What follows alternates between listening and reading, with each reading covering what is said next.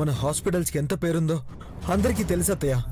అలాంటిది ఒకేసారి 3-4 ఆపరేషన్లు, అవి కూడా చిన్న చిన్న కారణాల వల్ల ఫెయిల్ అయ్యాయంటే అనుకోకుండా జరిగిందైతే కాదత్తయ్య. ఏదో కారణం ఉండే ఉంటుంది. ఏంటి బావా, కొంపదీసి దీనికి కూడా నేనే కారణం అనైతే అనవు కదా? ఏం జరిగినా తోసేయడానికి నేనొకదాన్ని అలసుగా దొరికాను కదా. ఎంత అలసుగా దొరికినా ఇప్పుడైతే నిన్నంటానికి ఏం లేదు బేబీ. ఎందుకంటే ఆ హాస్పిటల్ ఇప్పుడు నీ పేరు మీదుంది. నువ్వే కోరి మరీ నీ హాస్పిటల్కి చెడ్డ పేరు తీసుకొస్తావంటే ఎవ్వరూ నమ్మరు. ఏది నిజమో ఏది అబద్ధమో, ఎవరు దేనికి కారణమో కాలమే నిర్ణయిస్తుందత్తా.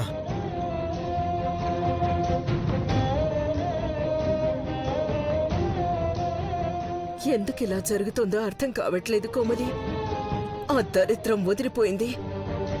ఎప్పుడైనా ప్రశాంతంగా ఉందామనుకుంటే మళ్ళీ ఈ సమస్యలేంటి?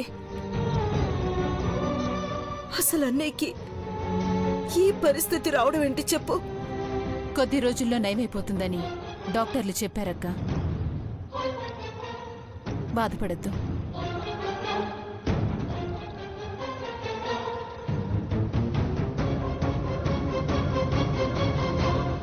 ప్లాన్ సూపర్గా వర్కౌట్ అయింది బేబీ. ఈ దెబ్బ కన్నయ్య హాస్పిటల్ వైపు కన్నెత్తి కూడా చూడ్డు. ఆస్తి చేతికొస్తే సరిపోదు కదా మమ్మీ, అధికారం కూడా చేతికి రావాలి. అంటే ఒక్కొక్కరిని ఇలా దూరం చెయ్యాలి. కానీ ఎంత ప్లాన్ చేసినా బావ నన్ను అనుమానిస్తున్నాడు చూసావా? అదేం పట్టించుకోవద్దు బేబీ. చెప్పాను కదా, హాస్పిటల్ ఇప్పుడు నీది. నువ్వే చెడ్డ పేరు తెచ్చుకుంటావంటే ఎవరు నమ్మరు. దీని సంగతి మర్చిపోయి మిగతా వాటి మీద కూడా ఎలా అధికారం సంపాదించుకోవాలో ఆలోచించు.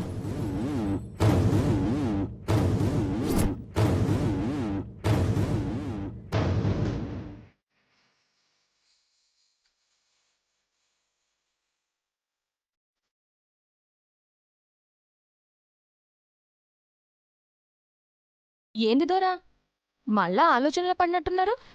ఈ ఒక్కరాత్రే గదా, పొద్దున్నే లేస్తే ఎట్టగు పోతారు.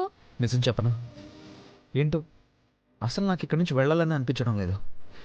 ఫోన్ పనిచేయక ఇంట్లో వాళ్ళు కంగారు పడుతుంటారేమో అని నేను వెళ్ళాలి అనుకుంటున్నాను. లేకపోతే ఇక్కడే ఇంకో 4 రోజులు ఉండేవాడిని.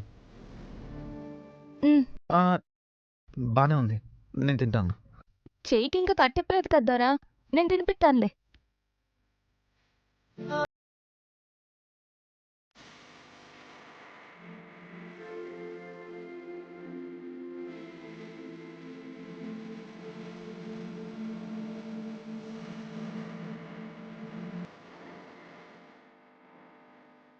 ఏ కల్లా కపటం లేని మంచి మనసులు మీవి.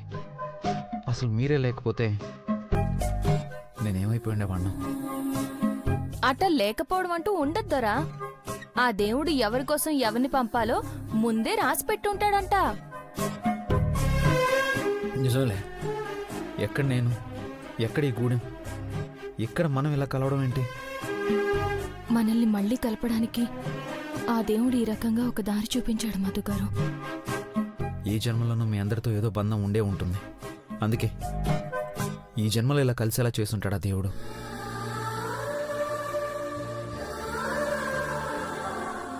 ఆ సంపంగి, నాకెప్పుడు రావాలనిపిస్తే అప్పుడు ఇక్కడికి వస్తాను. అలాగే మీరు సిటీకి వచ్చినప్పుడు కూడా తప్పకుండా మా ఇంటికి రావాలి. నా అడ్రస్ ఇచ్చి వెళ్తాను. అవును, నీకెలాగో పెళ్లి జరుగుతుంది కదా, అప్పుడైతే తప్పకుండా నన్ను పిలవాలి. అవును, ఇంత అందంగా ఉన్నావు, 2 రాష్ట్రాలకి అందగత్తెవని నీ చెల్లెలు అంటుంది కదా, మరి నీ వెంట ఎవరు పడలేదా? ఎందుకు పడలేద్దరా? బయట పోతే చాలు 10-15 మంది ఎంట పడతారు. మా గూడెంలో అయితే వారానికి ఒక పంచాయితీ అవుతుంది. నిజమా? మరి ఊపిరి తీసుకొనిరనుకోదరా, బయటికి పోవాలంటేనే భయమైతాంది. బాగుంది, సరే గాని నిజమేంటో చెప్పవా? నా ఎంట ఎవరు పడతారులేదోరా? పోనీ నువ్వెవరినైనా ఇష్టపడ్డావా? అవుదరా, ఇష్టపడ్డా. హ? అవునా? మరి నువ్వు ఇష్టపడుతున్న సంగతి చెప్పావా? ఇంకా లేదోరా. అరే, ఇలాంటివి అస్సలు ఆలస్యం చేయకూడదు సంపంగి, వెంటనే చెప్పాలి. ఎదురుపడి చెప్పాలంటేనే చాలా భయమైతుంది దొరా. మొహం తిప్పుకుంటాండు. మాటలతో చెప్పడానికి భయం అయితే ఉత్తరం రాసివు. రాయడం రావాలి కదా దొరా. సరే, నా మనసులో మాట చెప్తా, ఉత్తరం రాసి పెడతారా? అరే, నాకింత చేసావు, ఆ మాత్రం ఉత్తరం రాసి పెట్టలేనా? అసలు మీ ఇద్దరిని కలిపే పూచి నాది, ఓకేనా? మాటిస్తే మాట మీద ఉండాలి దొరా. మాట అంటే మాటే. ముందు ఉత్తరం రాస్తా, ఏం రాయాలో చెప్పు. వెళ్ళి నా బ్యాగ్లో పెన్ను పేపర్ ఉంది, తీసుకురా. తెస్తా గాని ముందు మీరు తినండి దొరా. పంగి, నాకు సరిపోయింది, నువ్వు వెళ్ళి తీసుకురా. నాకు తోసింది నేను చెప్తాను, మంచిగా రాయాలి మరి. బాగా రాస్తాను, పో వెళ్ళి తీసుకురా.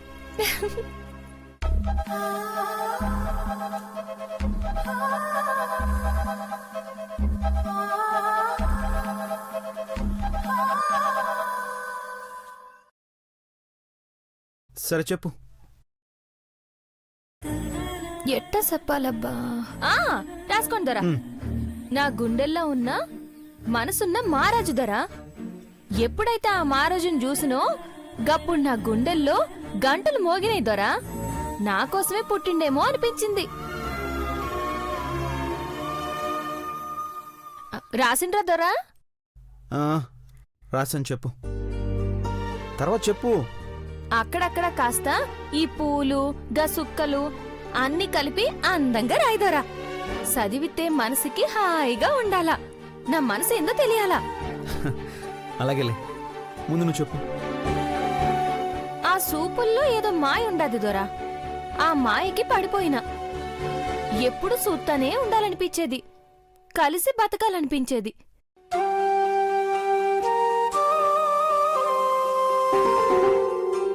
నా రాజుకి నేనంటే శానా ఇష్టం దొరా. నా మీద చెప్పలేనంత ప్రేమ ఉంది. కానీ ఏందో పొందే అదృష్టమే లేకుండా పోయే.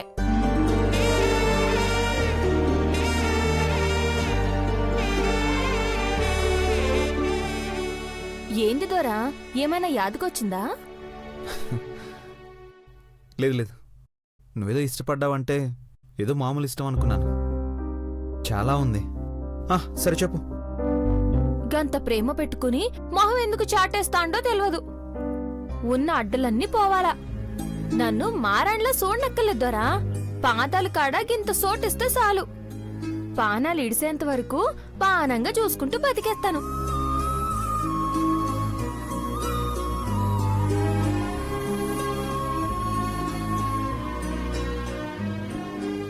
సమజైందా దొరా?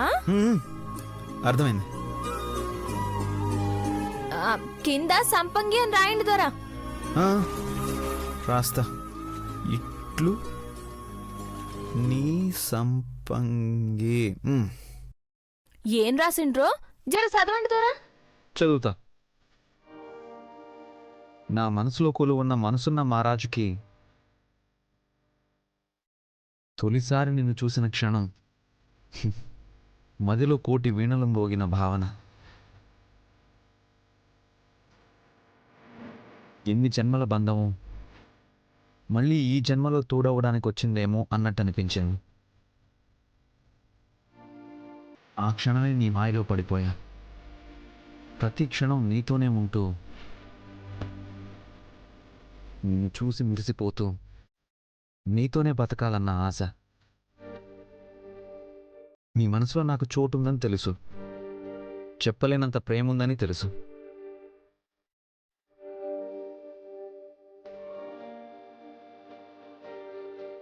కానీ ఏ దురదృష్టమో ఆ ప్రేమను పొందే అదృష్టమే లేకుండా పోతుంది.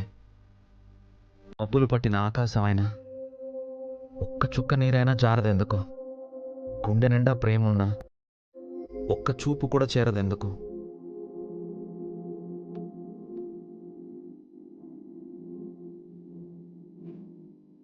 నీ పాదాల చెంత ఇంత చోటు దొరికితే చాలు. ప్రాణం ఉన్నంత వరకు ప్రాణంలా చూస్తూ బతికేస్తా. ఇట్లు నీ సంపంగి.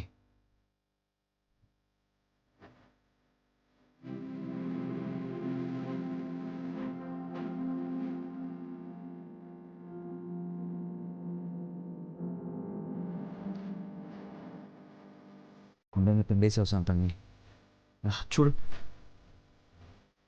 నా కళ్ళలో కూడా నీళ్ళు ఎలా వచ్చేసాయి.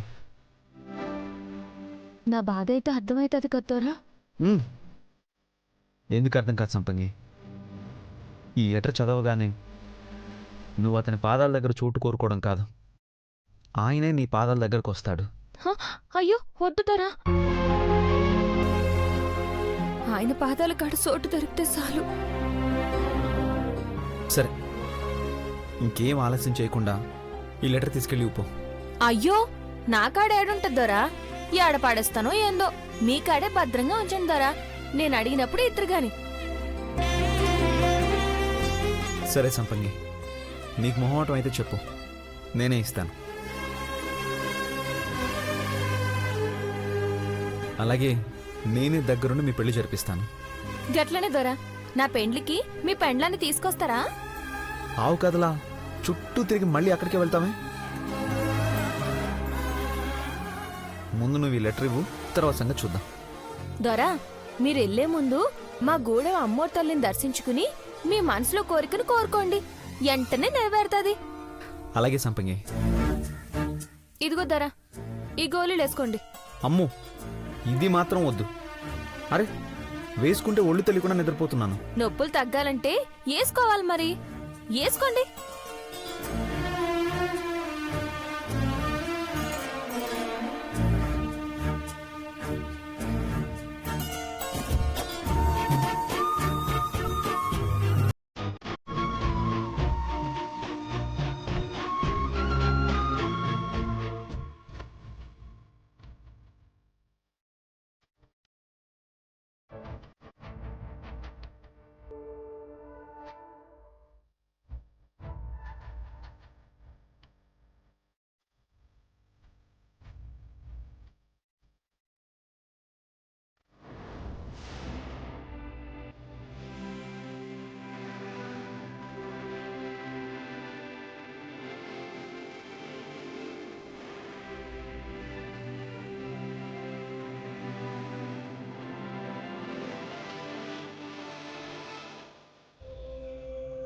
గుండెల్లో ఇంత ప్రేమను పెట్టుకుని ఎందుకు ఇంత దూరంగా ఉంటున్నారు? పొద్దున్నే వెళ్ళిపోతున్నారంటే మళ్ళీ దూరం అయిపోతున్నారన్న భయం వేస్తుంది మధు గారు. ఈసారి మాత్రం మిమ్మల్ని వదలను. నేను దూరంగా ఉంటే మీకు ప్రమాదం అంటున్నారు. నేను ఎప్పుడు మీ వెంటే ఉంటాను మధు గారు.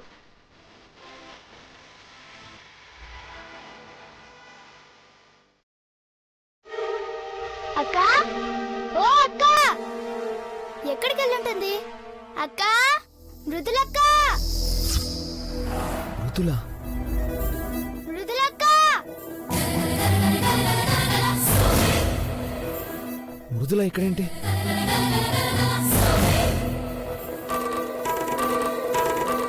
మృదులక్క, ఓ మృదులక్క.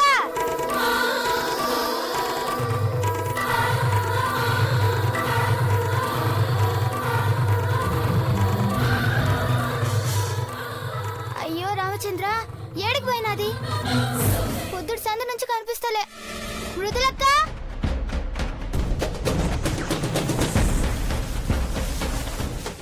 మృదులక్క, మృదులక్క, మృదులక్క, మృదులక్క, మృదులక్క.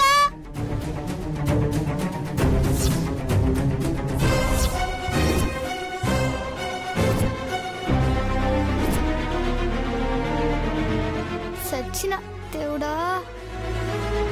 చాబలి, మృదుల మృదుల అని పిలుస్తున్నావేంటి? అది దొరా. నిన్నే. మృదుల ఎవరో నీకు తెలుసా? చెప్పు. మృదుల ఎవరేం దొరా? నీ దొరసానేగా, మీ భార్యగా. అవును. ఇక్కడెందుకు ఆ పేరుతో పిలిచావని? ఉట్టిగానే దొరా, గా పేరుతో పిలిస్తే నువ్వెట్టా చేస్తావా అని పిలిచిన. ఓర్ని జింక పిల్ల లెక్క ఊరుకొచ్చినావు. మృదుల అంటే అంత ఇష్టమా దొరా? చాబలి, వామ్మో దొరో, కనిపించరు గాని పెద్ద దొంగ మీరు. పెండ్లామంటే గంత ప్రాణం. ఇప్పుడు మీ కళ్ళ ముందుకొస్తే నన్ను సంపంగని వదిలి తుర్రం అనేటట్టున్నారే. వెళ్ళను జాబలి, మృదులతో వెళ్ళ, మా ఇంటికే వెళ్తాను. అవుదరా, ఈ రోజు మీరు పట్నం పోతున్నారు కదా, నువ్వు పోతున్నావని అక్క మస్తు గుబులైతున్నది. నాకు బాధగానే ఉంది జాబలి, కానీ తప్పదు. గిట్ల బాధపడితే ఎట్టా? మా ఊరు అమ్మోరికి మొక్కులిస్తాం, గాడ మంచిగా మొక్కుకొని వెళ్తురు గాని. నడువురి.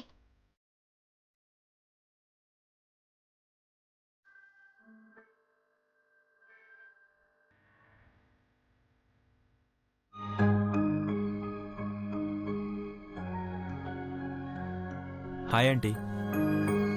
అనిల్, ఒక్కడివే వచ్చావు? మధు ఏడి? మధు ఇంకా కలవలేదంటీ. నేను ఈరోజు మార్నింగే వచ్చాను. కలవకపోవడం ఏంటి అనిల్? 2 రోజుల ముందు నీ దగ్గరికి వెళ్తున్నా అని బయలుదేరాడు. వెళ్ళాక ఒక్క ఫోన్ కూడా చేయకపోతే వాడి మనసు ఏం బాగలేదు. నేను కూడా ఎందుకు డిస్టర్బ్ చేయడం అని ఫోన్ చేయలేదు. అసలు నువ్వేంటి వాడిని కలవనే లేదంటున్నావు? నిజమాంటీ, నాతో ఫోన్లో మాట్లాడే 4 రోజులవుతుంది. మార్నింగ్ కాల్ చేస్తే ఫోన్ కలవలేదు, అందుకే డైరెక్ట్గా వచ్చాను. ఫోన్ కలవకపోవడం ఏంటి? పెద్దమ్మ ఏమైంది? మధు అనిల్ దగ్గరికి వెళ్ళాడని మనం ప్రశాంతంగా ఉన్నాం కదా, అసలు ఇక్కడికి వెళ్ళలేదట్రా.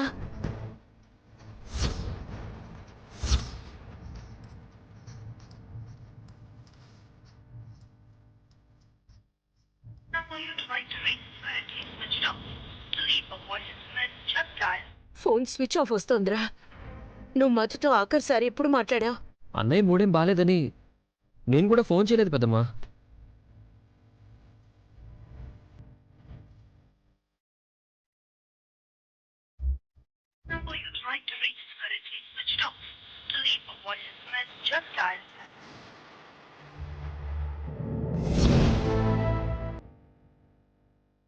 అయితే మరి ఎక్కడికి వెళ్ళుంటాడు? అసలు ఫోన్ ఎందుకు ఆఫ్ చేశాడు? మృదుల కనిపించట్లేదా? బావ ఏడికి పోయిండు తెలియట్లేదా? అంటే ఇద్దరు కలిసి ఏడనే ఉండరేమో. సమస్య లేదు మానసి, వాడసలు దాని మొహం కూడా చూడ్డు. ఏదైనా నాకు నచ్చకపోయినా నేను తిడతానని తెలిసినా వాడికి చేయాలనిపిస్తే ధైర్యంగా చేశాడే తప్ప నాకు తెలియకుండా మాత్రం వాడెప్పుడూ ఏదీ చేయలేదు. మృదులని కలిసే ప్రసక్తే లేదు. నిజమే పెద్దమ్మా, అసలు బయటికి ఒకలా లోపల ఒకలా ఉన్నట్టయితే ఈరోజు అన్నయ్య వదిన దూరంగా ఉండేవాళ్ళు కాదు. మరి అన్నయ్య ఎక్కడికి వెళ్ళినట్టు? అనిల్, అన్నయ్యకి బాగా క్లోజ్ ఫ్రెండ్స్ ఎవరైనా ఉన్నారా? ఉన్నారు, కానీ మాలో ఎవరి దగ్గరికి వెళ్ళినా విషయం మిగతా వాళ్ళకి తెలిసిపోతుంది. అయినా ఫోన్ చేసి కనుక్కుంటాను.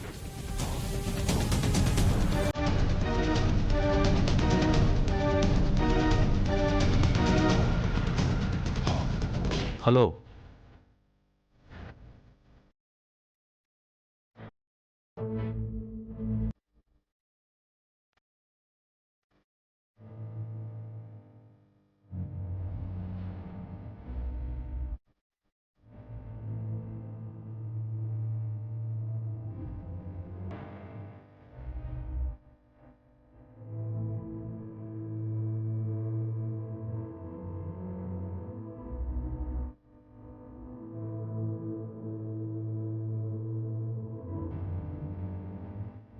లేడంటీ, ఫ్రెండ్స్ ఎవరి దగ్గరికి వెళ్ళలేదు.